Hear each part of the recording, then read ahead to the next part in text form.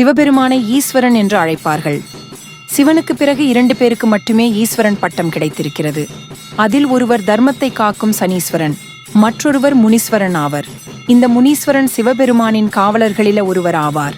முனீஸ்வரன் கிராமங்களில் அதிகமாக கோவில் கொண்டிருக்கிறார். அவர் கிராமங்களை இரவு நேரங்களில் காத்து துஷ்ட சக்திகளை அடியோடு ஒழித்து கட்டுவார் என நம்பப்படுகிறது. அந்த முனீஸ்வரன் அவதரித்த வரலாற்றை பற்றி கொஞ்சம் பார்ப்போம். முன்னொரு காலத்தில் அந்தகாசுரன் என்னும் அசுரன் தேவர்களையும் மக்களையும் வதைத்து இடையூறு செய்து வந்தான். அந்த அசுரனிடமிருந்து தங்களை காக்கும்படி அன்னை பராசக்தியை அனைவரும் வேண்டினர். பார்வதி அம்மன் காத்தாயி என்ற பெயரில் பூமியில் அவதரித்தார். அசுரனை அழிக்க காத்தாயி அம்மன் லாடமுனி, முத்துமுனி, செம்முனி, கருமுனி, கும்பமுனி, வால்முனி, சட்டைமுனி என்று 7 முனிகளை உருவாக்கினார். அவர்கள் அனைவரும் சேர்ந்து அந்தகாசுரனை அடக்கி வதம் செய்தார்கள்.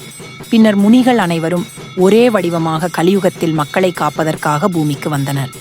இவர்களின் அம்சமாக விளங்குபவரே முனியப்பன் ஆவார். முனீஸ்வரன் கண்கள் நெருப்பு போல பிரகாசிக்கும், கனல் கக்கும் கண்களும் அருள் ஒளிரும் மேனியும் கொண்டவராக முனியப்பன் விளங்குகின்றார். முனீஸ்வரன் அருள் கிடைத்தால் சகல சௌபாக்கியங்களும் கிட்டும் என நம்பப்படுகிறது. முனீஸ்வரன் நள்ளிரவு 12 மணிக்கு மேல் 5 மணிக்குள் சுமார் 20 அடி உயரத்திற்கு வெண்புகை வடிவில் வலம் வருவார் என சொல்லப்படுகிறது. இன்றும் பல கிராமங்களில் கிராம தெய்வமாக முனியப்பன் உள்ளார். பலருக்கு முனியப்பன் குல தெய்வமாவார்.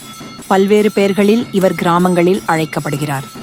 நீண்ட தூர பயணம் புறப்படுபவர்கள் தங்களுடைய வாகனங்களுடன் முனியப்பனை வணங்கிய பிரகேதங்களின் பயணத்தை ஆரம்பிப்பார்கள். இந்த வழக்கத்தை இன்றும் கூட கிராமங்கள் மட்டுமல்லாது நகரங்களிலும் காணலாம். இதற்கு காரணம், முனியை வணங்கிவிட்டு புறப்பட்டால் அந்த பயணத்தில் நமக்கு எந்த பிரச்சனையும் ஏற்படாமல் நம்மை காப்பார் என நம்பிக்கையேயாகும்.